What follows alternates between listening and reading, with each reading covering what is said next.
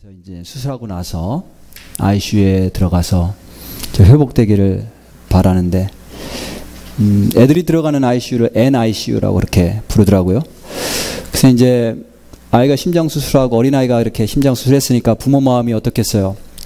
마취해서 깨어나는데 애가 불편하고 뭔가 주렁주렁 달려있고 선들이 달려있고 몸이 불편하니까 이제 막 울고, 그래서 이제 그것을 달래고 이 안타까운 마음으로 그렇게 하고 있었는데, 그 맞은편에 한 부스에 정말 하루에 몇 번씩 이렇게 공기를 가르는 그런 아주 고통스러운 비명을 지르면서 우는 어린 아이가 있었어요.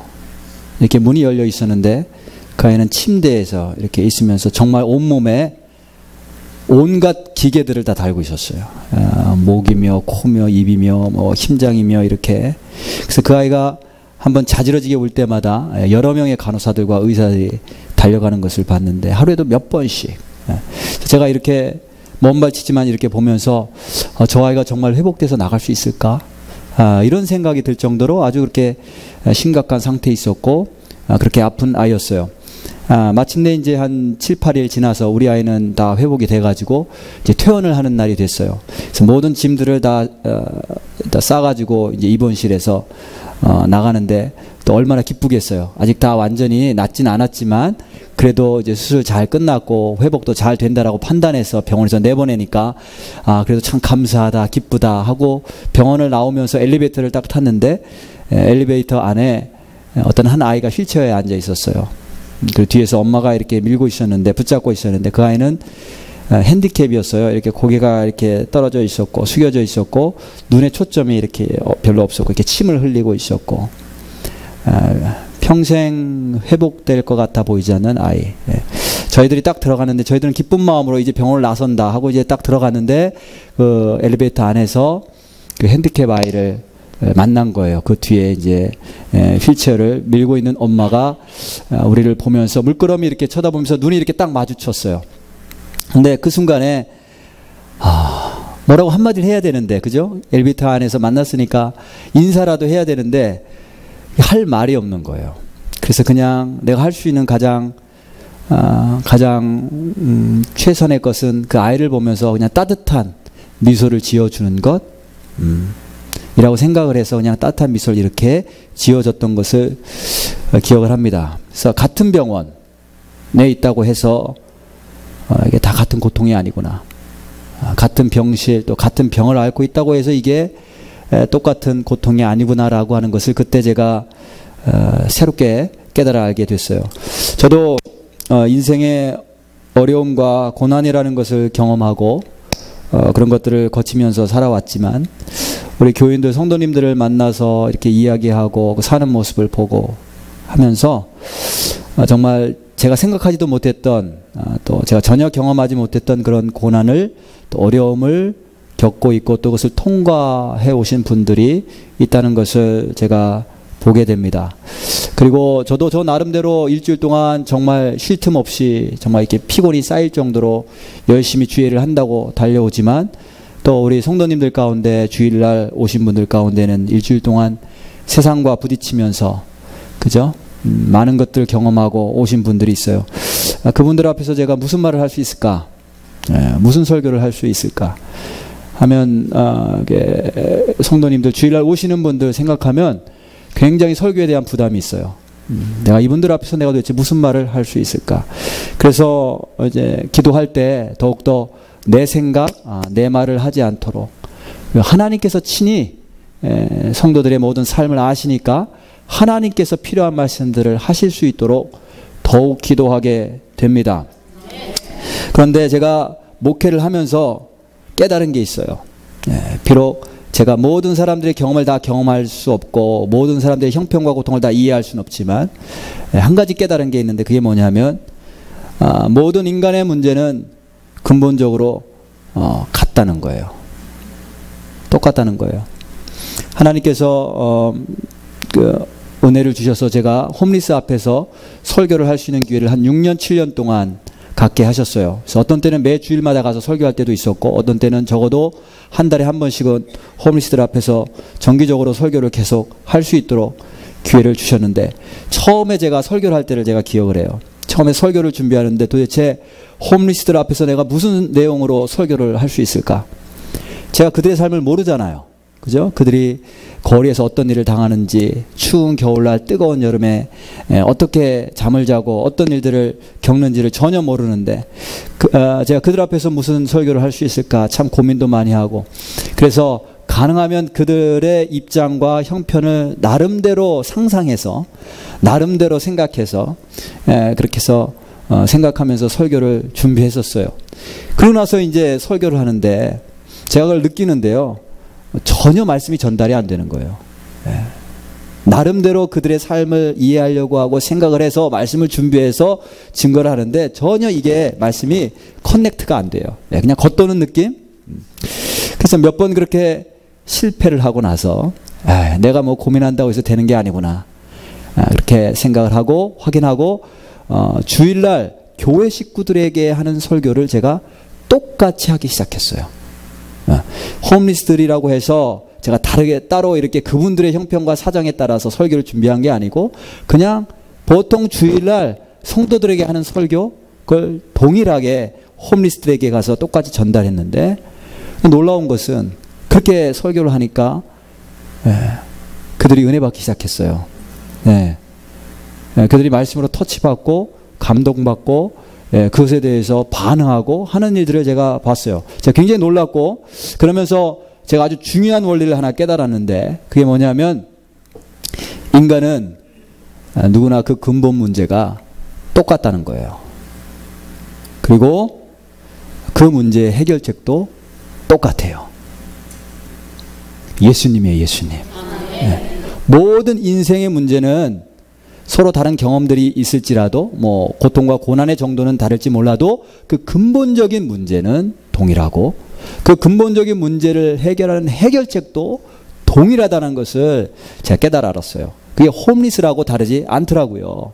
그래서 그때 제가 확신을 갖고, 그래서 제가 오늘도 단에 서서 담대하게 설교할 수 있는 줄로 믿습니다. 오늘 본문에 보면 바울이 전도여행을 떠나는데, 첫 번째 전도여행이에요. 3번 전도여행을 떠나요. 사도행전에 보면 그중에 이제 첫 번째 전도여행을 떠나면서 가는 곳에서 이렇게 설교를 하잖아요. 근데 이제 많은 설교를 했을 텐데 사도행전에 성경책에 기록된 설교 내용이 있어요. 기록된 바울의 설교 가운데 가장 첫 번째 설교 내용이에요. 그중에 일부분을 우리가 함께 읽었어요. 바울이 방문한 곳이 어디냐 하면 비시디아 안디옥이라고 하는 곳이에요. 역사 기록에 의하면 굉장히 큰 도시였다라고 하고, 거기에 유대인들, 이민자들이 굉장히 많이 모여 살고 있었어요. 근데 바울이 거기 처음에 방문했는데 그들의 삶을 알 수 있었을까요? 모르죠. 그죠? 그들이 왜 그곳으로까지 흩어져 갔으며 거기서 어떠한 대우와 처우를 받으며 그곳에서 어떤 상황 가운데서 사는지 바울이 알 리가 없었어요. 안식일이 되어서 이 바울과 바나바가 함께 회당에 들어가서 이제 예배를 드리는데, 오늘날로 치면 이제 주일날 이렇게 예배당에 참여한 거예요. 그때 회당장이 바울이 랍비 훈련을 받을 랍비라는 것을 알고 뭐라고 얘기를 하냐면, 만일 백성을 권할 말이 있거든 말하라. 백성들에게 할 말이 있거든, 무엇인가 권할 말, 설교가 있거든, 설교할 내용이 있거든 설교하라, 이렇게 얘기를 한 거였어요. 그때 이제 바울이 일어나서 설교를 합니다. 바울이 그들의 삶을 알 리가 없지만, 그죠? 그런데 그들의 근본적인 문제가 무엇인지를 알려주고, 그 문제를 어떻게 해결할 수 있는지 그 해결책도 알려줘요. 그가 모든 말씀을 다 증거하고 갔을 때 그들이 42절, 우리가 오늘 함께 읽은 마지막 구절 42절인데 이렇게 그들이 이야기하죠. 그들이 나가서 사람들이 청하되 다음 안식일에도 이 말씀을 하라. 이 말씀을 하라. 그러니까 예수님에 대해서 전했는데 다음 안식일에도 이 말씀을 하라. 그러니까 하나님께서 이들의 입을 통해서 말씀하시는 거예요. 우리에게 필요한 거 다른 거 아니고 이 말씀이라는 거예요. 예수 그리스도에 대한 말씀. 그래서 오늘 제가 이 말씀을 함께 나누기를 원합니다. 제가 여러분들의 인생의 여정을 다 일일이 다 알 수는 없지만 성경이 말씀하고 있는 게 있어요. 하나님이 아시고 하나님이 말씀하시는 게 있어요. 그것을 함께 나누기를 원합니다. 먼저 바울이 설교를 하면서 크게 세 부분으로 나눌 수 있는데, 바울의 설교를. 첫 번째, 바울이 설교하면서 먼저 이스라엘의 역사를 간단하게 말하고 있어요. 이스라엘의 역사. 근데 그 내용을 보면, 역사의 내용을 조금 이렇게 짚어가는데, 그 내용을 보면 그들의 조상들이 고난받은 내용이 그 배경이에요. 17절을 보면 이렇게 말하죠. 이 이스라엘 백성이 하나님이 우리 조상들을 택하시고 애굽 땅에서 나그네 된 그 백성을 높여. 애굽 땅에서 나그네 되었다. 애굽 땅에서 노예 생활했어요. 400년 동안. 야, 그 고난을 우리가 상상이나 할 수 있을까요? 400년 동안 노예 생활했어요. 저와 여러분들 가운데 노예 생활 해보신 적 있으세요? 예, 단 나흘이라도 없잖아요. 그죠? 400년간 노예 생활했던 사람들이에요. 그런 고난이 있었던 사람들이에요. 18절 보니까 광야에서 약 40년간 그들의 소행을 참으시고, 광야에서 생활을 하는데 수도 없이, 수돗물 없이, 샤워 시설 없이, 에어컨 없이, 그늘 없이 40년을 텐트에서 생활했다고 생각해 보세요. 우리 여기 샌안토니오 지역 이 기후가 딱 좋은 것 같은데, 그 체험하기에 40일을 하지도 못할 거예요, 우리는. 그죠? 19절부터 20절 보니까 가나안 땅 7족속을 멸하사 그 땅을 기업으로 주시기까지 약 450년간이라 그 후에 선지자 사무엘 때까지 사사를 주셨더니, 가나안 땅 하나님께서 축복의 땅이라고 주셔서 들어갔는데, 하나님 말씀 어기고 가나안 족속들 다 물리쳐야 되는데, 다 내쫓아야 되는데 내쫓지 않고 있다가 그 가나안 족속이 나중에 이스라엘 백성들 괴롭히죠. 맨날 와서 약탈해요. 열심히 죽으라고 이래서 농사해가지고 수확해 놓으면 다 뺏어가는 거예요. 그래서 이 기드온 같은 경우 이렇게 보면 미디안이 와서 또 뺏어갈까봐 수확한 것을 어디서 탈곡을 하냐면 포도주 즙을 짜는 틀 안에 들어가서 그 통 속에 숨어서 이렇게 탈곡하다가 하나님을 만나는 그런 내용이 나오죠. 그러니까 이 고난의 역사들, 그죠? 그래도 뭐 끝도 없고 한도 없는 그런 고난의 역사들 이스라엘 백성들이 지금 쭉 진행해 오고 있고, 지금 바울이 설교하는 이 순간에도 이스라엘 백성들은 흩어져서 로마라고 하는 그 대제국의 아래서 식민지 생활을 하고 있었어요. 그러니까 그 고난과 아픔은 우리가 이해하기 어렵죠. 그죠? 근데 이런 역사 가운데 누가 나타나는가 하면 다윗이라고 하는 사람이 나타났어요. 하나님께서 다윗에 대해서 말씀하실 때 내 마음에 맞는 사람이다. 내 마음에 맞는 사람이다. 내가 이를 통해서 내 뜻을 다 이룰 것이다. 이렇게 약속하셨어요. 그 내용이 22절에 나오는데, 패하시고 사울을 패하시고 다윗을 왕으로 세우시고 증언하여 이르시되 내가 이새의 아들 다윗을 만나니 내 마음에 맞는 사람이라 내 뜻을 다 이루리라 하시더라. 그리고선 이 다윗과 약속을 하시는데, 어떤 약속이냐면 그 다윗의 후손을 통해서 이스라엘 백성들을 구원할 메시아를 주시겠다는 거예요. 그 후손을 통해서 왕을 세우시는데 영원한 그런 왕국을 견고히 세우시겠다. 영원한 나라를 견고히 세울 것을 약속해 주세요. 자, 여기서 이제 다윗의 후손을 통해서 영원한 나라를 견고히 세우시겠다고 약속하시는데, 이 다윗의 후손이 누구죠? 예수님이죠. 예수님. 그 다음에 영원한 나라는 하나님이 세우실 견고한 영원한 나라는 하나님 나라, 천국을 말해요. 예수님을 통해서 하나님 나라를 세우실 것을 약속을 하시고 그것을 하나님께서 지키십니다. 하나님께서 저와 여러분들의 문제, 그것이 무엇이든지 간에, 어떤 환경 속에서 어떤 고난을 거쳐가고 있든지 간에 우리의 문제를 해결해 주시겠다고 약속하셨어요. 우리는 이 환경이, 내가 가지고 있는 이 환경이 좀 이렇게 바뀌면 좋겠다. 이 환경 바뀌는 게 문제 해결이라고 생각하는데, 이 환경이 바뀌는 게 문제가 아니고 우리 속에 있는 근본적인 문제, 그것을 해결해 주시겠다고 약속하시고 그 해결하실 분을 보내주셨어요. 그게 예수님이세요. 우리가 가지고 있는 문제가 어떤 문제인지 간에 그 문제를 해결하실 수 있는 분이 계신데, 하나님이 보내주신 분이 계신데, 그분이 누구냐? 예수님인 거예요. 근데 다른 데 가서 문제를 해결하려고 하지 말고 예수님께로 나와서 그 문제를 해결받아야 될 줄로 믿습니다. 자, 그게 첫 번째 파트예요. 바울이 설교를 하는데 어떤 환경과 상황을 겪고 있는지 모르는 사람들 앞에 설교할 때 이스라엘 역사를 얘기를 해요. 그런데 이게 단순히 고대 이스라엘 역사가 아니고 오늘날 우리 인간의 모습인 거예요. 애굽 땅 노예처럼 영적으로 죄의 노예가 되어서 알지도 못하는 사이에, 그죠? 우리가 알지 못하지만 나도 모르게 죄의 노예가 되어서 살고 있는 경우가 많아요. 아직 구원받지 못한 분들. 그 다음에 광야 인생. 하나님의 은혜가 풍성하죠. 하늘에서 내려오는 만나가 있음에도 불구하고, 그죠? 우리가 그 하나님의 은혜가 풍성함에도 불구하고 그걸 깨닫지 못하고 내 힘으로 열심히 살아가려고 해. 광야에서 살아가려니 얼마나 열심히 살아야 되겠어요. 그러면서 내 뜻대로 되지 않으니까 불평하고 원망하고 광야를 뺑글뺑글 돌다가 그냥 광야에서 죽어. 네? 그 다음에 가나안처럼 하나님께서 틀림없이 우리 앞에 천국의 그런 유업을 우리에게 선물로 주셨어요. 근데 하나님께서 그 주신 그 천국 그 선물을 누리지 못하고 사사시대처럼 마귀가 계속해서 공격하면 거기에 공격당하고 하나님께서 주신 축복들을 마귀에게 빼앗기면서 사는 인생들이 얼마나 많은지 모릅니다. 모든 인간의 문제는 이 안에 다 포함되어 있어요. 나의 문제도 아까 제가 조금 전에 말씀드렸지만 환경의 어떤 문제가 아니고 근본적인 나의 이 문제. 근데 이 문제를 해결하시기 위해 해결할 수 있도록 하나님께서 예수님을 보내주셨다는 거예요. 자, 이게 이제 첫 번째 파트예요. 두 번째 파트는 바울이 그 예수님이 바로 하나님께서 약속하신 바로 그분이라는 사실을 증명해요. 성경 말씀을 통해서 증명하는데 성경 말씀으로 증명하는데 바울이 특별히 예수님의 부활로 증명해요. 예수님이 바로 하나님이 약속하신 구세주야, 그리스도야, 메시아야, 우리의 주님이야, 이것을 증명하는데 예수님의 부활로 증명해요. 33절을 한번 보면 우리가 오늘 함께 읽었죠?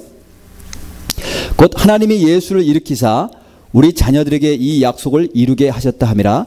시편 둘째 편에 기록한 바와 같이 너는 내 아들이라 오늘 너를 낳았다 하셨고. 자, 그런데 여기서 이제 하나님이 예수를 일으키사 할 때 이거 부활을 말씀하는 거예요. 죽음에서 일으키셨다는 거예요. 그리고 이거를 시편 둘째 편에 기록된 말씀과 매치를 시키는데 너는 내 아들이라 오늘 너를 낳았다. 예수님의 동정녀 탄생을 말씀하는 게 아니고 예수님의 부활을 통해 예수님이 죽음에서 하나님께서 살려내신 걸 통해서 예수님이 하나님의 아들이라는 것을 증명하셨다는 거예요.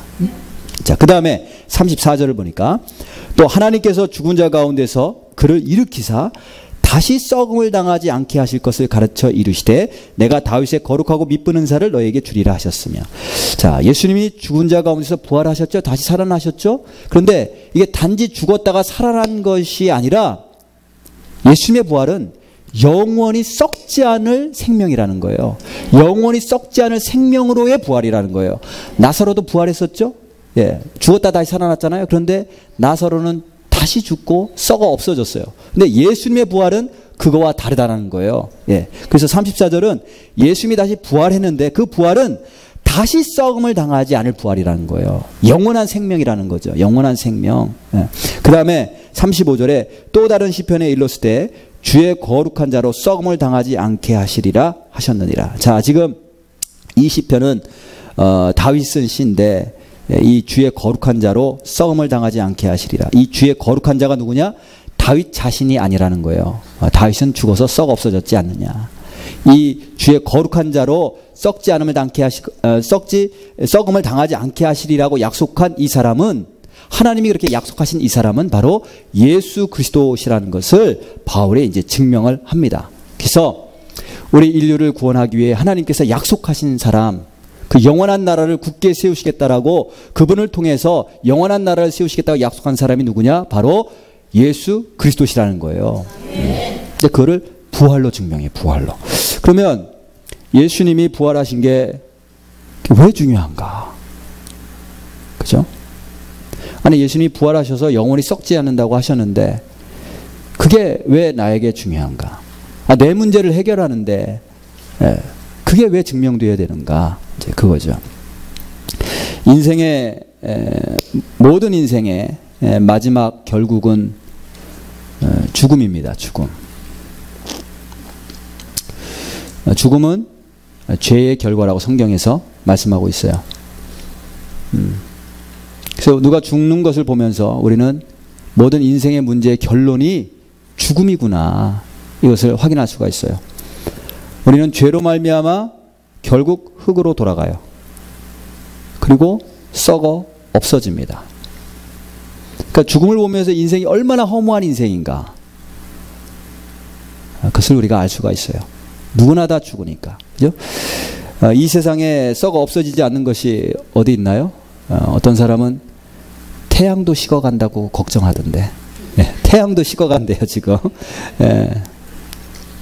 장례식에 참석해보면 어제까지만 해도 살아가지고 눈 뜨고 말하던 사람이 어느 날 숨이 끊어지니까, 영혼이 떠나니까, 영혼이 빠지니까 이 관 속에 뭐 화장을 아무리 이쁘게 하고 누워 있어도 그 이상하잖아요. 아무리 살아있는 것처럼 예쁘게 화장을 해도 살아있는 것처럼 느껴지지 않아요. 그냥 물질만 남아있어요. 근데 그 물질이 땅에 들어가면 이제 썩는 거죠. 썩어져 사라지는 거예요.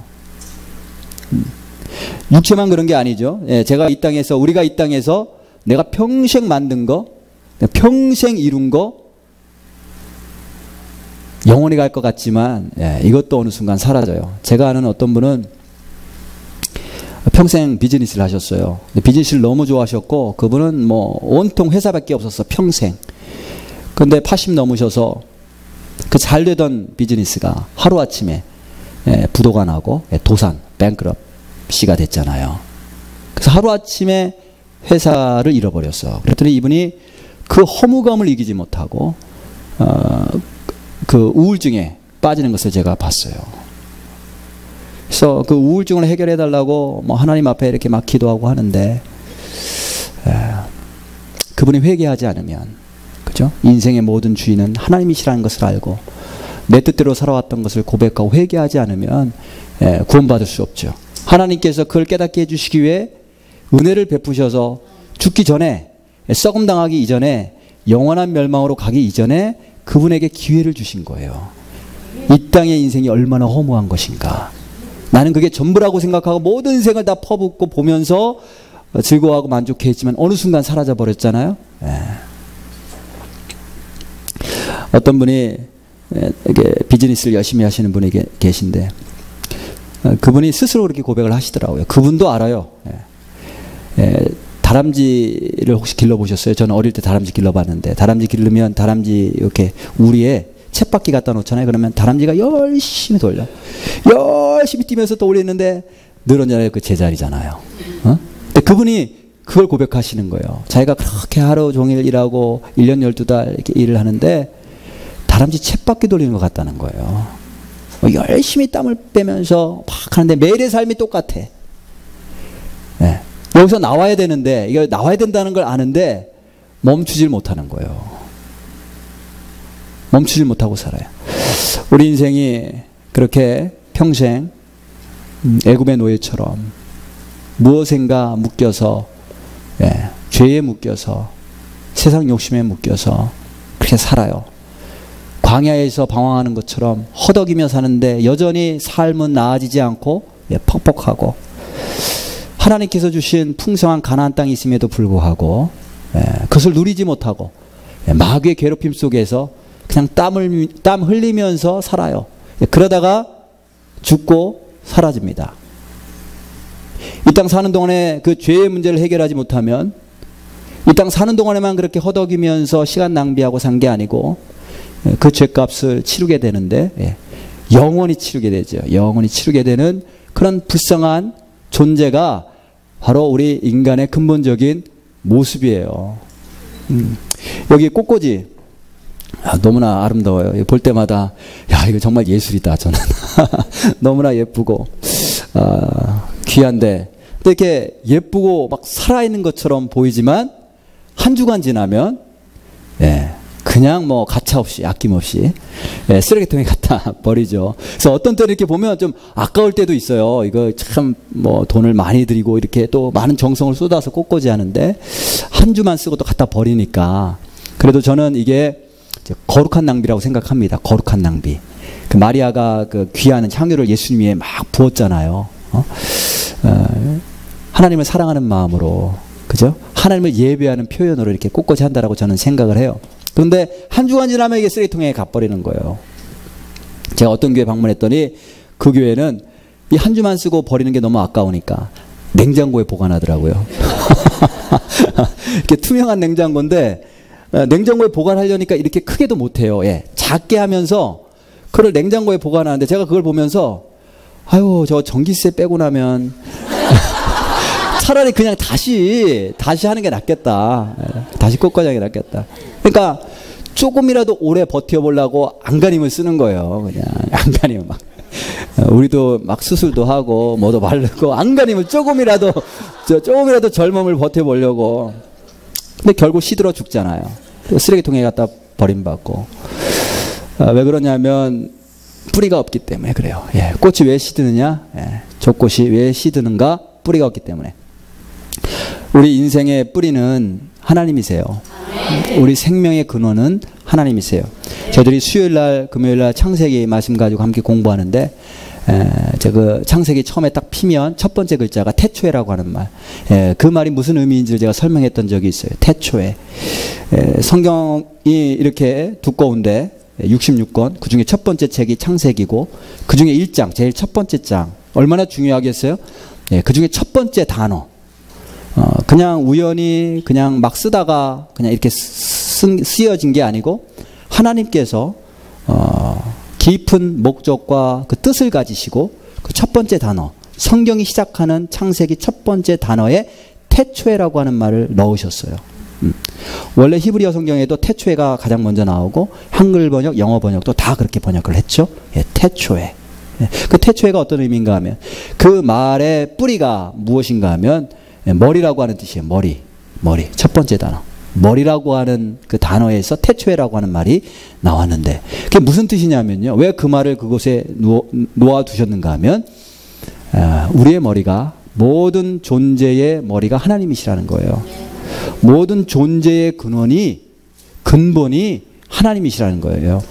우리의 생명이 어디서부터 나오는가? 하나님으로부터 나온다는 거예요.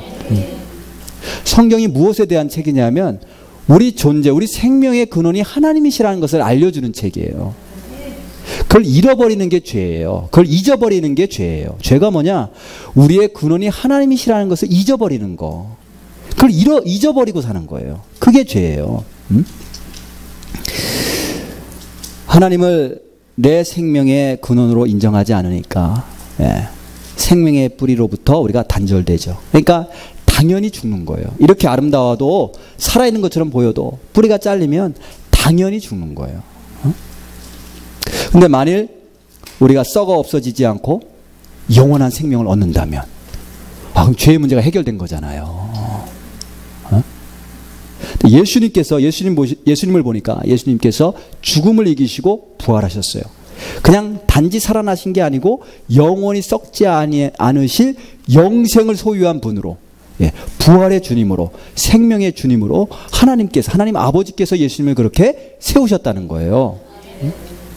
그리고 이것이 바로 우리에게 하나님께서 주신 약속을 성취하신 것이다 라고 말씀하고 있어요. 33절을 우리가 다시 한번 읽어보면 곧 하나님이 예수를 일으키사 우리 자녀들에게 이 약속을 이루게 하셨다 함이라. 우리를 구원할 구원자를 보내주시겠다고 다윗의 후손을 통해서 보내주시겠다고 다윗과 약속하셨죠. 그 약속을 지키셨는데 그게 바로 예수님이라는 거예요. 그래서 예수님을 통해서 어떻게 그 약속이 이루어졌는가? 우리가 예수님을 통해서 우리의 모든 죄의 문제가 해결되고 죽음을 이기고 영원한 생명을 예수님 안에서 우리도 얻게 되었다라는 거죠. 그래서 나의 근본적인 문제, 우리의 근본적인 문제 다른 게 아니고요. 죽음의 문제. 죄의 문제예요. 근데 그것을 해결할 길이 열렸는데 그게 예수님이라는 거죠. 예수님. 자, 그럼 우리가 어떻게 해야 되느냐? 자, 첫 번째 우리 바울이 설교하면서 첫 번째 파트에서는 이스라엘 역사를 통해서 고난 가운데 있는 자들에게 하나님께서 구원할 분을 보내주시겠다 약속하셨어요. 그것을 이루셨는데 성취하셨는데 예수님이시다. 두 번째 파트에서는 그 예수님이 왜 우리의 문제를 해결할 구원자가 되시는가? 예수님의 부활을 통해서 증명하셨어요. 마지막 세 번째 파트에서 바울이 무엇을 하냐면 결단하라는 거예요. 그럼 당신들 어떻게 할 것인가? 예수님이 우리 인생의 문제의 해결자 되시는데 당신들 어떻게 할 것인가 결단하라. 그 내용이 나옵니다. 38절 39절인데 제가 한번 읽어보겠습니다. 그러므로 형제들아 너희가 알 것은 이 사람을 힘입어 죄사함을 너희에게 전한 이것이라. 죄가 없는 사람이 아무도 없어요. 다 죽죠. 나는 죄가 없다라고 하는 분도 제가 가끔 봐요. 나는 뭐 그렇게 지옥 갈 만한 죄를 저지른 적이 없어. 내가 하나님 앞에서 무슨 죽을 죄를 진 적이 없어. 이렇게 말씀하시는 분들을 제가 종종 보는데 이걸 한번 예를 한번 들어볼게요. 어떤 사람이 굉장히 큰 부자예요. 내가 큰 부자라고 생각을 해보세요. 내가 큰 부자, 엄청난 부자예요. 엄청난 대저택을 갖고 있고 돈이 어마어마하게 많아요. 어마어마하게 많으죠. 근데 어느 날 내가 좀 아웃 오브 타운을 해야 되기 때문에 친구를 불러다가 좀 집 좀 봐달라고 맡겼어요, 잠시. 근데 그 친구가 들어와서 마음대로 사용하는 거예요. 주인 옷도 입고 먹을 것도 막 먹고 친구들 불러다가 파티도 하고 유리창도 깨고 마음대로 사용하는 거예요. 그러면서 주인 행세를 해. 그리고 나서 이게 좋으니까 법적으로 소유권도 바꿔요. 자기 이름으로. 그리고 그 카드를 가지고 마음대로 이제 쓰면서 긁으면서 내 것처럼 내가 주인이야. 그러다 마침내 주인이 돌아왔어요. 근데 주인이 돌아왔는데 그 자리를 양보를 안 하고 내가 이 집의 주인이라고 하면서 들어오지 못하도록 거절했어요. 그럼 그 주인이 어떻게 할까요? 내가 그 주인이라면 어떻게 할까요? 제가 그런 분 봤거든요. 홈리스 가운데. 정말 부유했는데 어떤 사람이 들어와서 정말 여러 가지 작업을 통해서 모든 재산을 한꺼번에 다 빼앗았는데 그것 때문에 이 분노에 휩싸여 가지고 이분이 잠을 못 자고 병이 들고 홈리스가 됐어요. 그런 분 봤는데 만일 내가 그런 형편이라면 어떻게 할까요? 그래 뭐 그럴 수 있지. 뭐 당신이 무슨 죄가 있겠어. 뭐 그럴 수 있지. 그렇게 하겠어요? 불법이다. 당장 신고하고 고소하고 재판장에 가가지고 다시 뺏으려고 하지 않겠어요? 그리고 그 사람 영장에다 집어넣어야죠. 그죠? 모든 것이 다 하나님의 거예요. 하나님이 창조하셨고 우리에게 주신 거 다 하나님께서 은혜로 주신 거예요. 심지어 우리 아이들조차도 우리는 아이들이 내 거라고 생각을 하는데 이게 절대로 내 게 아니에요. 왜 절대로 내 게 아니냐면 이게 내 거라면 내가 우리 아이 뱃속에 있을 때 이 아이가 어떻게 생겼는지 내가 알 수 있어야죠. 내가 만든 거라면 내 거라면 이 아이가 어떻게 생겼고 지금 어떻게 자라나고 있고 손과 발은 어떻게 생겼고 이걸 알 수 있어야죠. 근데 우리는 전혀 모르잖아요. 왜냐면 내 게 아니기 때문에 하나님께서 그냥 은혜로 주신 거예요. 하나님이 주인이세요. 모든 것의 주인은 하나님이신데 그것을 마치 내가 주인처럼 내 마음대로 산 것 자체가 불법이에요. 내 마음대로 말하고 내 마음대로 표정을 짓고 내 마음대로 행동하고 내 마음대로 다른 사람 판단하고 저 사람도 하나님의 것인데 내 마음대로 판단하고 내가 하나님처럼 산 거 그 자체가 불법이에요. 성경이 죄가 무엇이냐? 죄는 불법이다.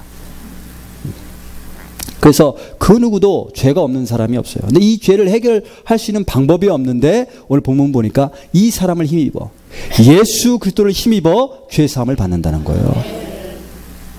예수님께서 내가 지은 죄가 어떠한 죄이든지 간에 그분이 다 짊어지셨기 때문에 그분을 보면서 나의 죄를 고백하고 그분을 나의 죄를 씻기신 구세주로 영접하면 내 죄사함을 받게 된다고 약속을 하고 계십니다. 그 다음에 39절 보니까 또 모세의 율법으로 너희가 의롭다 하심을 얻지 못하던 모든 일에도 이 사람을 힘입어 믿는 자마다 의롭다 하심을 얻는 이것이라.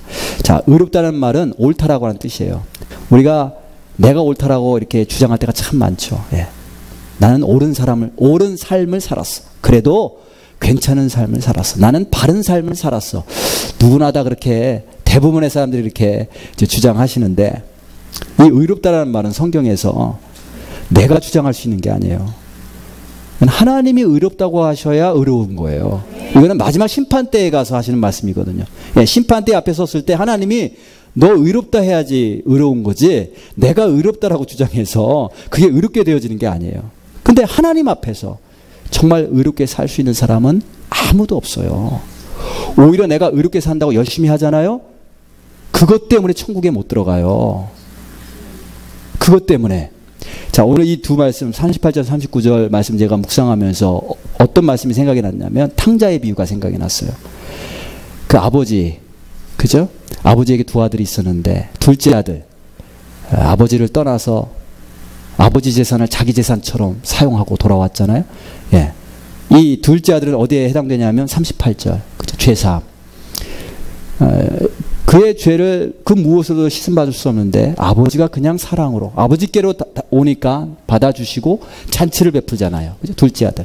그럼 39절 의롭다 자꾸 여기는 사람들이 있는데 나는 법을 지키고 열심히 성실하게 살아서 나는 하나님 앞에 의로워. 나는 바로 살았어. 이렇게 주장하는 분들이 있는데 이게 첫째 아들이에요.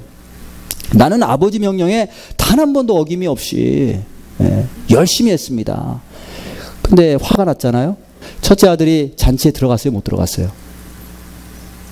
아버지는 초청하지만 안 들어가잖아요. 자기 의 때문에 속상해서. 그러니까 내가 열심히 잘 산다라고 하는 분들 그 의 때문에 하나님 나라에 못 들어간다니까요. 내 의로 들어갈 수 있는 게 아니에요. 천국 잔치에는 아버지의 사랑과 은혜와 그분의 초청에 응함으로 들어갈 수 있는 거예요. 천국은 하나님이 계신 곳이에요. 아버지 집. 근데 그 하나님은 어떤 분이냐면 거룩하신 분. 죄가 조금도 없으신 분이세요. 죄가 그 앞에 가면 불타서 소멸돼 버려요. 그런 거룩하신 분, 죄가 조금도 없으신 빛 그 자체이신 분 앞에 그분과 함께 누가 천국에 들어갈 수 있겠어요. 네. 근데 하나님께서는 우리를 사랑하시고 하나님의 자녀들을 천국으로 인도하시길 원하세요. 죄 때문에 들어올 수 없다면 그 죄를 씻어서라도 들어오시기 원하시는 거예요. 아버지 집으로 자녀들을 데리고 오시기 원하시는 게 그 하나님 아버지의 마음이에요. 지난 수요일날 줄라이 4스였는데 제가 줄라이 4스 때 이렇게 보니까 이 자식을 이렇게 집에서 떠나보낸 부모님들 있잖아요. 그 자식들을 다시 보고 싶어서 이걸 계기로 줄라이 4스를 핑계 삼아서 어떻게 해서라도 자식들을 다시 좀 집으로 오게 하고 싶어서 막 초청해요. 바쁜 아이들을 막 초청하고 자식들이 안 온다면 내가 가서 막 방문해서 자식들과 함께 있고 싶어 하고 그게 부모의 마음이거든요. 아버지도 거룩하신 분이고 죄가 없으신 분이시고 천국에 계신 분이신데 혼자만 그렇게 사시길 원하시지 않아요. 우리 자녀들이랑 함께 오기를 원하세요. 그래서 우리의 모든 죄의 문제 하나님 앞에 의로움 받을 수 있도록 하나님께서 해결해 주시기 위해서 예수님 보내주신 거예요. 그래서 누구든지 이 사람을 힘입으면 이 예수님을 힘입으면 죄사함 받고 의롭다 하심을 여김받고 주님의 자녀가 되고 천국 백성이 되는 줄로 믿습니다. 제가 지난주 화요일날 새벽 예배 오는 길에 하나님이 어떤 분을 마음에 생각나게 하셨어요. 우리 교회에 잘 나오시지 않는 분이세요. 네, 그분을 한 주 내내 생각하게 하시는 거예요. 아니 우리 교회 잘 나오시는 분들도 제가 지금 만나 뵙고 인사하고 신방 가기도 바쁜데 근데 이분을 신방을 가야 되겠어. 자꾸 마음에 생각나는 거 보니까 하나님이 주시는 마음이라는 확신이 들었어요. 근데 주소를 뭐 제가 찾으려고 하니까 주소가 없어. 그래서 수소문해 가지고 그 주소를 확인하고 제가 금요일날 방문을 했어요. 방문을 했더니 이분이 그 많은 인생의 어려움들 거쳐오신 것들 이렇게 쭉 얘기를 하시면서 죽었다 살아난 말씀도 하시고 근데 하나님이 자기 기도를 안 들어주신다고 많이 섭섭해 하셔요. 하나님이 안 들어주신다는 거예요. 근데 제가 그분의 이야기를 들으면서 마음이 뜨거워졌어요. 성령님이 제 마음을 뜨겁게 하시고 하나님께서 이분을 정말 사랑하셔서 이분 구원받기 원하시는구나. 그래서 벌써 데려가실 수 있었는데 데려가시지 않고 계속 기회를 주시고 고난을 통해서 하나님께로 돌아오도록 계속 기회를 주시는구나. 그리고 이번 주에도 웬일인지 모르겠지만 어떤 이유인지 모르겠지만 내 마음을 뜨겁게 하셔서 이분을 찾아뵙게 하셨구나. 그래서 제가 성경을 펴고 이제 복음을 증거하고 예수님을 힘입으라고 그래서 죄사함 받으라고 예수님 없이는 누구도 하나님 앞에서 심판을 견딜 수가 없다고 오직 예수님 안에서만 의롭다 여김을 받고 심판을 통과하고 하나님 백성 될 수 있다고 하나님 당신을 사랑하신다고 제가 손잡고 호소하고 했는데 하나님이 감동 주셨어요.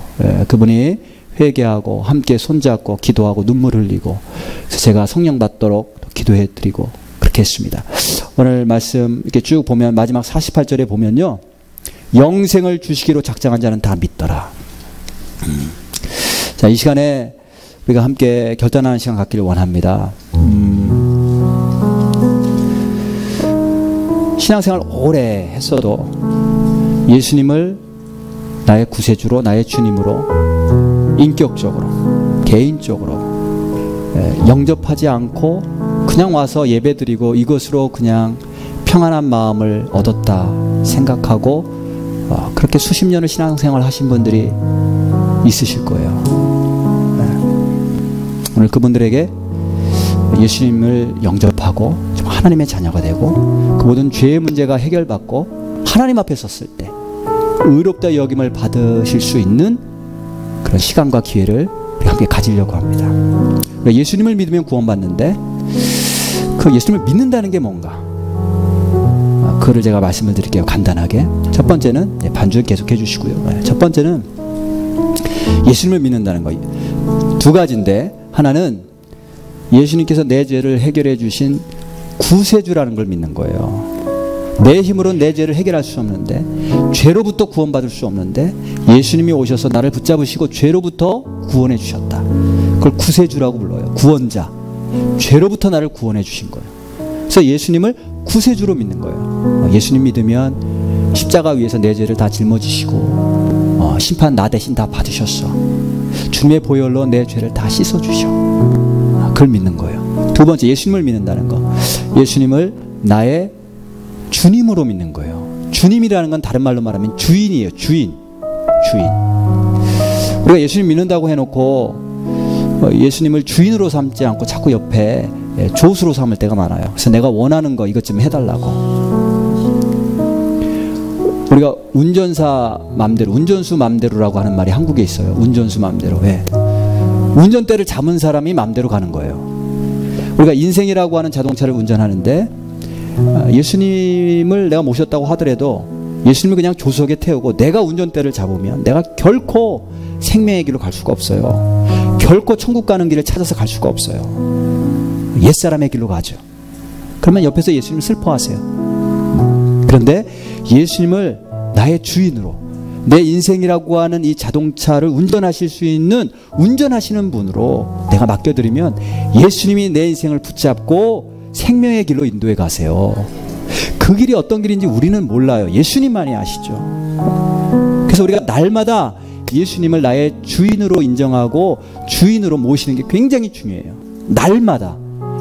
왜냐하면 오늘 내가 그렇게 예수님을 주인이라고 고백했다고 하더라도 저녁 때가 되면 또 어느새 내가 주인 되어서 혈기도 부리고 다른 사람 정죄하기도 하고 내 생각대로 내 계획대로 그렇게 살려고 하고 그렇게 하거든요. 그러니까 순간순간 예수님을 나의 주인으로 그렇게 인정하고 영접하는 게 중요해요. 그래서 예수님을 믿는다라고 하는 게 뭐냐? 두 가지를 믿는 거냐. 하나는 예수님을 나의 구세주로, 내 죄를 해결해 주신 분으로, 그 다음에 앞으로도 내가 실수하고 연약하고 넘어질 때마다 주님의 보혈로 씻어주시는 분으로 이렇게 믿는 거예요. 두 번째, 예수님을 믿는다는 거는 나의 삶의 주인으로 믿는 거예요.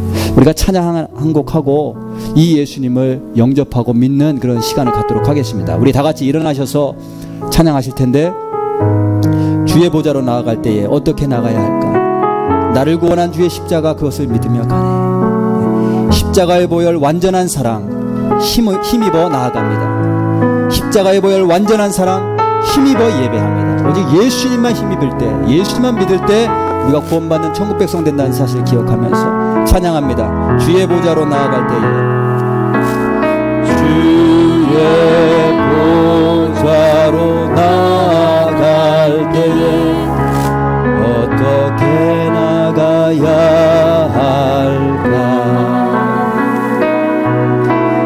나를 구원한 주의 십자가, 그것을 믿으며 가네. 주의 보좌로 나아갈 때에,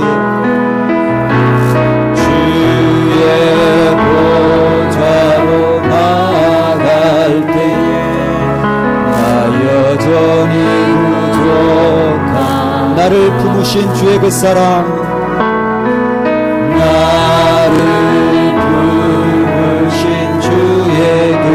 사랑 그것을 믿으며 나네. 자격 없는 내 힘이 아닌 자격 없는 내 힘이 아닌 오직 예수님 보혈로 오직 예수님의 보혈로 자격 없는 내 힘이 아닌 자격 없는 내 힘이 오직 예수님 보혈로 오직 예수님의 보혈로 십자가 보혈 완전하신 사랑은 십자가 보혈밖에 없습니다. 십자가의 보혈 완전하신 사랑 힘입어 나갑니다.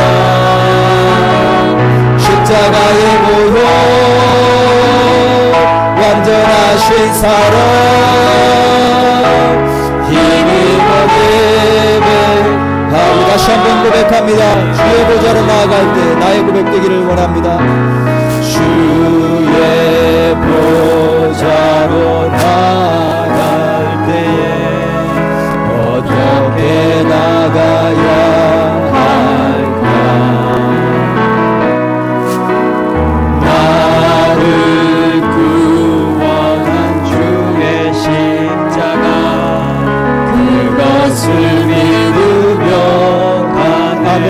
주의 보좌로 나아갈 때에 주의 보좌로 나 여전히 부족하나 나 여전히 부족하나 나를 품으신 주의 그 사랑 나를 품으신 주의 그것을 믿으며 가네 그것을 믿으며 가네 자격 없는 내 힘이 아닌 자격 없는 내 힘이 아닌 오직 예수님 보혈로 오직 예수님의 보혈로 자격 없는 내 힘이 아닌 자격 없는 내 힘이 오직 예수님 보혈로 오직 예수님의 보혈로 십자가의 보혈 완전한 사랑 힘입어 나갑니다. 십자가의 보혈 완전하신 사랑 힘입어 나갑니다. 십자가의 보혈 완전하신 사랑 완전하신 사랑 힘입어 예배합니다. 힘입어 예배하 십자가의 보혈 다시 한번 찬양합니다. 십자가의 보혈 완전하신 사랑 힘입어 나갑니다. 힘입어 나갑니다. 십자가의 보혈 완전한 사랑 보혈 완전한 사랑 완전하신 사랑 힘입어 예배합니다. 힘입어 예배합니다. 우리 시간 앞에 다 두 눈을 감고 기도합니다. 기도하실 때에 여러분들 손을 우리 가슴에 대기를 제가 권고합니다. 이 시간 예수 그리스도를 아직까지 인격적으로 영접하지 않으신 분, 내가 예수 믿는다고 했는데 열심으로 교회도 나오고 봉사도 하고 헌금도 하고 했는데 그 믿는 게 무엇인지 정확하게 알지 못하고 믿었다면 오늘 다시 한번 분명하게 고백하고 예수님을 영접하는 그런 시간 갖도록 하겠습니다. 먼저 우리가 예수님 믿는다고 할 때에 나의 구세주로 믿어야 됩니다. 우린 죄 가운데에서 결코 내 힘으로 나올 수 없는 그런 존재입니다. 그 죄와 함께 지옥에 떨어져서 멸망 받을 수밖에 없는 존재입니다. 그런데 주님께서 하나님께서 사랑하셔서 예수 그리스도 이 땅에 보내주시고 예수님이 내 죄를 다 짊어지시고 죽으셨습니다. 그것을 믿고 믿음으로 주님을 바라보고 그리스도의 보혈의 공로를 의지할 때에 주의 십자가에서 흘러나오는 보혈이 내 모든 죄를 깨끗이 씻을 것입니다. 그것을 믿음으로 예수님을 영접합니다. 우리가 믿는다라고 하는 뜻, 그 예수님의 보혈, 예수님을 통해 내가 죄로부터 구원받았다는 사실, 그것을 믿는 것입니다. 예수님을 구세주로 믿는 것입니다. 두 번째로 예수님을 나의 주님으로 믿어야 됩니다. 나의 주님은 예수님이십니다. 나를 천국으로 인도하실 나의 인생의 주인은 예수님이십니다. 나의 머리는 예수님이십니다. 내 생명, 내 모든 인생의 근본과 근원이 어디로부터 나왔는가? 성자 예수 그리스도로부터 나왔습니다. 그 예수님이 나의 머리 되십니다. 나의 근원 되십니다. 나의 주인 되십니다. 이것을 고백하는 것입니다. 주님, 앞으로 지금까지는 내가 내 뜻대로 내가 주인 되어서 살아왔지만 이제 그 예수님을 나의 주인으로 영접합니다. 내가 주님께서 인도하시는 대로 살기를 원합니다. 인도하시는 대로 살기를 원합니다. 그렇게 나의 주인 되어 주옵소서. 그렇게 예수님을 영접합니다. 제가 기도할 텐데 여러분들이 속으로 함께 따라서 기도해 주시길 바라겠습니다. 그러면 주님이 여러분들 안에 구세주요 나의 주인으로 들어오실 것입니다. 그리고 여러분들의 삶을 인도해 가실 것입니다. 그러면 이전의 삶과 이후의 삶이 달라지게 될 것입니다. 누구든지 예수님 이 시간 영접하신 분들은 예배 끝나고 또 저에게 오셔서 함께 상담하셔도 좋겠습니다. 제가 기도할 텐데 여러분들 속으로 함께 따라 하시길 원합니다. 예수님 이미 영접하신 분도 함께 다시 한번 기도하면서 확인하실 수 있기를 원합니다. 하나님 아버지 감사합니다. 이 시간에 하나님께서 나를 사랑하셔서 제 예배를 통하여 또 말씀을 통하여 예수님에 대해서 다시 한번 알게 하시니 감사합니다. 내가 인생의 많은 고난과 환경들을 거쳐오면서 그 환경들만 바라보고 왜 내 인생은 이렇게 힘들까? 나는 왜 이렇게 아플까? 이것만 생각하며 그 문제만 바라보며 살아왔습니다. 하지만 우리 인생의 근본적인 문제는 죄의 문제이고 죽음의 문제인 것을 다시 한번 오늘 말씀을 통해 확인합니다.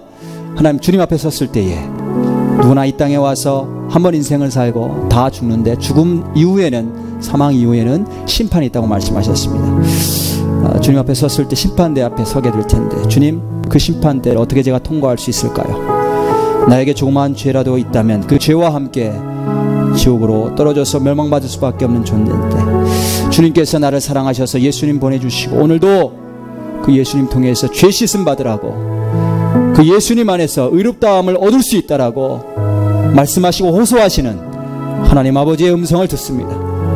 주님 그 아버지의 음성에 응답하며 이 시간 예수님을 영접하기를 원합니다. 내 모든 죄를 용서해 주시고 해결해 주실 구세주로 오신 예수님, 그 예수님을 제가 믿습니다. 또 이 시간 그 예수님 나의 주인으로 영접하며 믿기를 원합니다. 이제부터 내 삶의 주인은 내가 아니고 예수님이십니다. 앞으로 계속해서 삶을 살아나갈 때 나의 주인 되신 예수님께 여쭈며 살아갈 수 있기를 원합니다. 주님, 주님이 나의 주인 되십니다. 예수님이 나의 주인 되십니다. 내가 앞으로 주님께 여쭈면서 살겠습니다. 주님, 제가 이런 말을 해야 될까요? 주님, 내가 이것을 행해야 될까요? 주님, 내가 어디로 가야 될까요? 주님, 내가 무엇을 해야 될까요? 나의 주인 되신 예수님께 물으며 살기를 원합니다. 그렇게 주님을 초청하오니 내 안에 들어오시고 주님 역사하셔서 앞으로 내 삶을 인도해 주옵소서. 주의 성령으로 충만케 채워 주옵소서. 이렇게 예수님을 나의 주님과 구세주로 영접함으로 내가 하나님의 자녀 됐음을 믿습니다. 주님 안에서 하나님의 자녀로 승리하며 살 수 있도록 축복해 주옵소서. 이제는 우리 주 예수 그리스도의 은혜와 하나님 아버지의 원하신 사랑과 성령의 감동감화 역사 충만하시며 오늘도 예수 그리스도를 힘입어 죄사함을 받고 하나님의 자녀가 되어서 하나님으로부터 의롭다함을 확인받고 돌아가는 당신의 귀한 백성들 머리 위에 지금부터 영원까지 함께 하시기를 간절히 축원하옵나이다. 아멘.